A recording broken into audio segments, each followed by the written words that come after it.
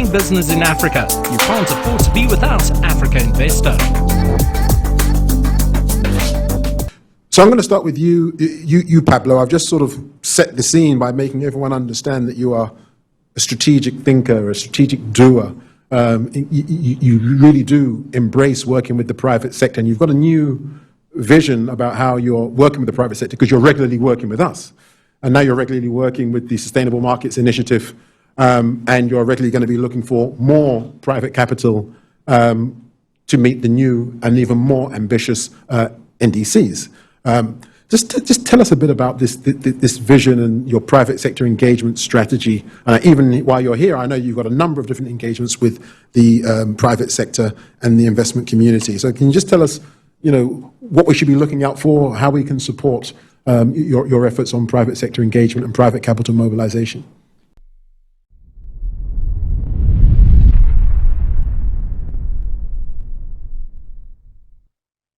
Thank you very much, Hubert. And again, it's a pleasure to be here and to partner with you over the last few years. I think that we have come a long way, but we still have a lot to do.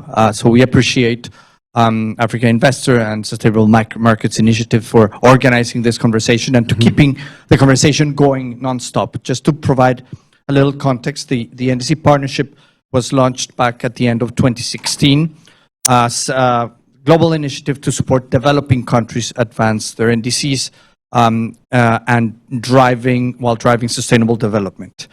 Today, we're talking about a coalition of more than 200 members with 130 countries, both developed and developing, and over 100 institutions that are working together to drive climate action and support the needs of developing countries. We support both the development of new NDCs, and next year is a critical year for that, where countries have the mandate to deliver their NDCs 3.0 as they're being called, and I'll come back to that in a minute.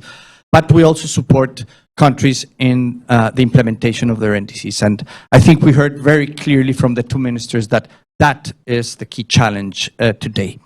And the way we do it is that countries come to us with requests for support, and those specific requests for support that can be associated with the development of an implementation plan for their NDC, an investment plan for their NDC, identifying their sectoral investment priorities, devising what are the policies or the laws that they need to drive implementation, or the development of investment finance strategies or private sector engagement.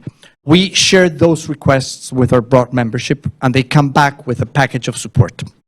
Also, we reduce the burden on the developing countries, bringing together under a single framework the support from MDBs, from DFIs, from the UN, from civil society organizations, and others that are willing to support the advancement of the climate commitments of the countries.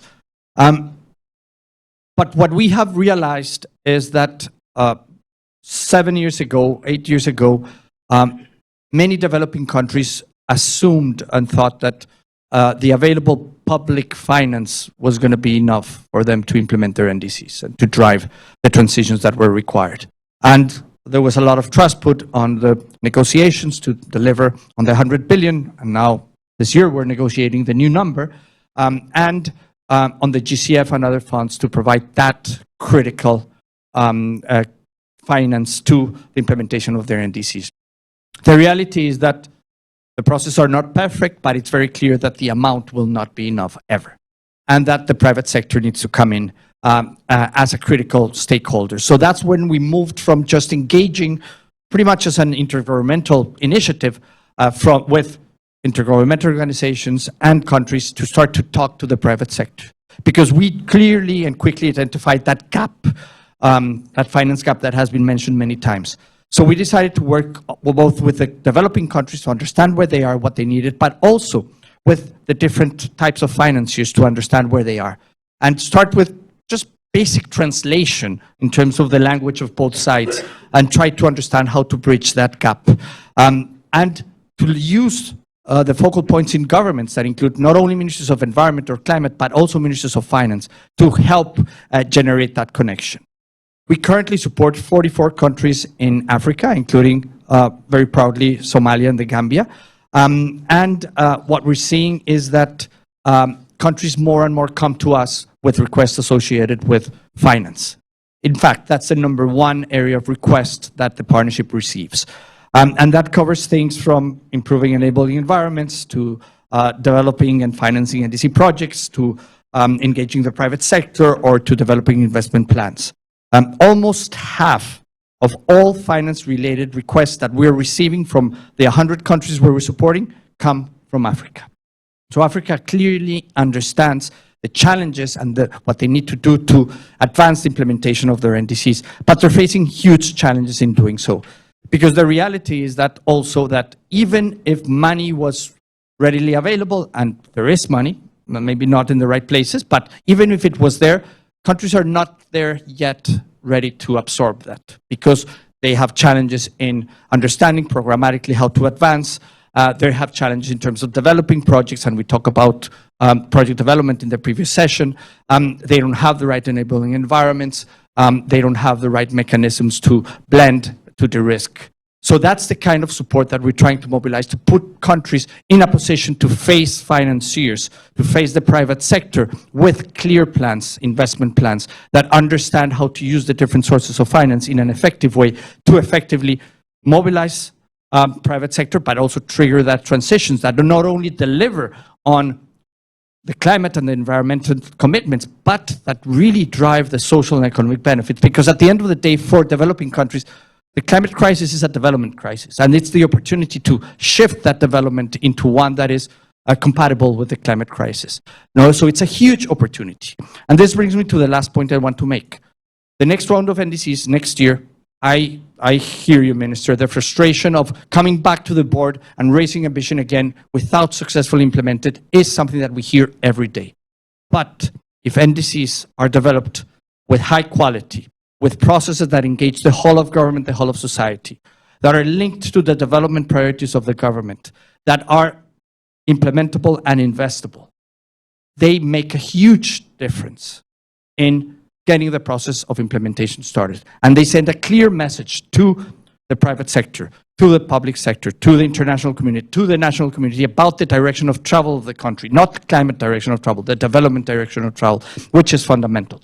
But we need to step up and work together to provide that technical assistance that will allow countries to be ready to face the financiers. So that's, I think, a lot of this conversation, and bringing together private sector, philanthropies, UN organizations, MDBs, to do it is necessary because no one can do it on its own. Thank you. Thank you very much, Pablo. That's the way to approach it. But you and I have been speaking over the years as we begin to think about, options, let me say, options. And to develop a pipeline of bankable and investable projects without the technical expertise and participation of the private sector might be a missed opportunity relative to then going to the private sector when you could have actually, or we could develop it with the private sector. And in developing it with the private sector, we could actually already be minimizing the need for project development or project preparation funding.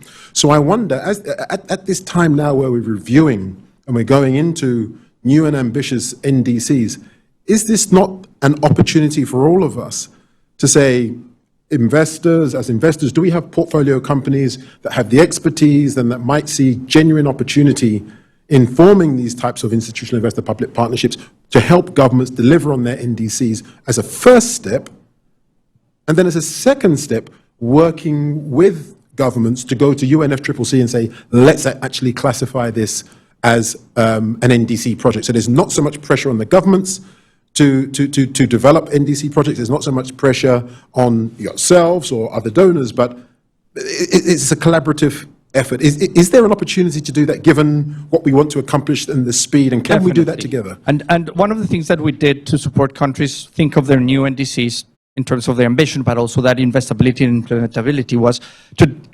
design what we call the NDC 3.0 Navigator, which is helping countries navigate those opportunities. And one of the critical constituencies that we consulted was the private sector, so that they would bring those elements of what needs to be reflected in the NDCs for them to be investable by them.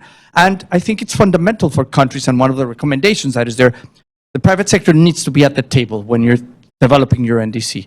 Not you generate that ownership, but you trigger those moments that you're talking about in terms of from early moments on, this is an opportunity that private sector says they can share back with you what they need in terms of the enabling environments and other things so that you can put it in your NDC. But what we need to do is NDCs will not give all of that. So countries need to have that implementation plan that identifies those programmatic priorities that actually create a narrative that is understandable by the private sector, that they can engage early on. And then you can talk about the project pipeline, and the private sector can come in from the early stages to help develop those projects because they understand the direction of travel, that narrative, the clarity that an investment plan can bring even without those projects fully developed. Yes, fantastic. No, thank you very much, Pablo. That's clear. And maybe from the investor side, in terms of the investment plan, and now I'm going to come to you, Sharon. We have our own sort of view about, what's a standardized approach that could really help accelerate, the mobilization of private capital. And we always talk about it in the context of an institutional investor-public partnership, which is just simply saying that institutional investors can engage with governments directly, and whatever resources governments can bring to align interests, and then we look at what institutional investors can bring to align interests, then we can basically see how those resources can pursue the aspirations of the NDC. Doing business in Africa. You can't afford to be without Africa Investor.